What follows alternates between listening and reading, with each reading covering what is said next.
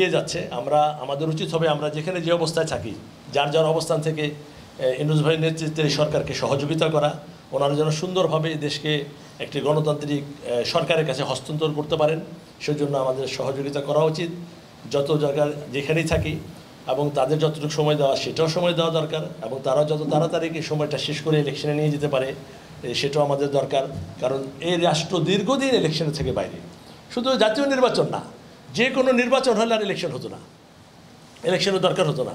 আজকে দেখেন আমাদের দেশের সরকার প্রধান আসতেছে কয়েকজন লোক নিয়ে, আর এর আগে যারা আসছেন অনেকে হয়তো আগেও আসা হয়েছে, আপনারাই কাভার করেছেন যারা এখানে বিশেষ করে আছেন, 100-150 লোক সাথে সাথে আসছে, এবং সবার সাথে হচ্ছে প্রধানমন্ত্রীর সফর সঙ্গী।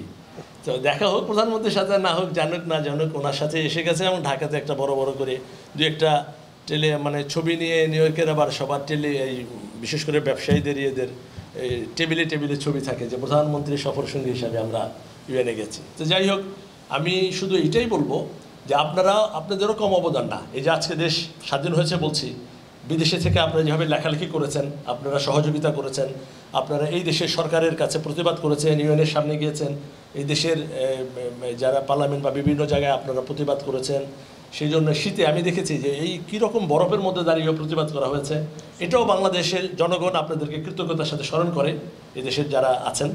এবং আমি আশা করব দেশের উন্নয়নে এইভাবেই আমাদের বাংলা ভাষাভাষী যেখানে আমরা আছি দেশের জন্য আমরা যার যার অবস্থান থেকে কাজ করব। বিশেষ করে রেমিটেন্সের ব্যাপার আসে, আপনারা চেষ্টা করবেন যেন সুন্দরভাবে ব্যাংকিং চ্যানেলে আমাদের দেশে টাকা যায় এবং উৎসাহিত করেন। এবং আপনারা দীর্ঘদিন আছেন এখানে আরেকটা কাজ করতে পারেন, যেহেতু এই দেশ এখন একটা স্বাধীন দেশ হিসেবে সবাই বলে, দেশ বিদেশে বিশেষ করে ডক্টর ইউনূসের একটা সুনাম দেশ বিদেশে সব জায়গায় আছে। আপনারা এই দেশের ব্যবসায়ী যারা আছে, যাদের সাথে পরিচয় আছে, তাদেরকে আহ্বান করতে পারেন, চলেন আসেন যান বাংলাদেশে, দেখেন ব্যবসার কি সুযোগ আছে। এইভাবে আমাদের দেশকে আমরা যার যার অবস্থান থেকে আসলে সহযোগিতা করতে পারি। আমরা যদি মনে করে থাকি যে ইউনূস সাহেবকে সবাই চেনে জানে, তার একটা ক্ষুদ্র ঋণের মাধ্যমে সারা বিশ্বে জাগরণ করেছে, উনি সব করতে পারবে না, পারবে না। সবার সহযোগিতা লাগবে, তাহলেই উনি সাকসেসফুল হতে পারবে। উনি কর্মঠ লোক, রাত দিন পরিশ্রম করছে এই বয়সেও।